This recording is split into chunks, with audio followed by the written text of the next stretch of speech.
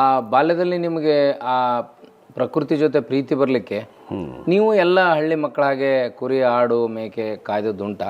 ಹೌದೌದು, ನನಗೆ ಆಡು ಕಾಯೋದಂದರೆ ಭಾರಿ ಇಷ್ಟ.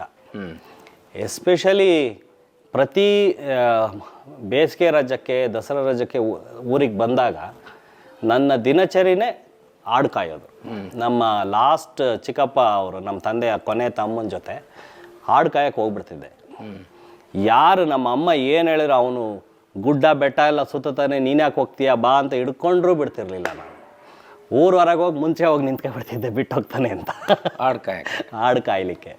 ಅಷ್ಟು ಇಷ್ಟ ನನಗೇನಂದರೆ ಈ ಬೆಟ್ಟದ ಹಿಂದೆ ಏನಿದೆ, ಆ ಬೆಟ್ಟದ ಆ ನಂತರ ಏನಿರ್ಬೋದು, ಇಲ್ಲಿಂದ ಹಿಂಗೆ ಹೋದ್ರೆ ಯಾವ ಊರು ಸಿಗುತ್ತೆ, ಆ ಕೊಳಗಳು ದಿಣ್ಣೆಗಳು ಕಲ್ಲು ಬಂಡೆಗಳು, ಈ ಮರಗಳನ್ನು ಹತ್ತಿ ಕೂರೋದು, ಆ ಮರಗಳನ್ನು ಸೌರಿ ಆಡುಗಳಿಗೆ ಮೇವು ಇದು ಮಾಡೋದು ನನಗೆ ಭಾರಿ ಇಷ್ಟವಾದ ಟೈಮು.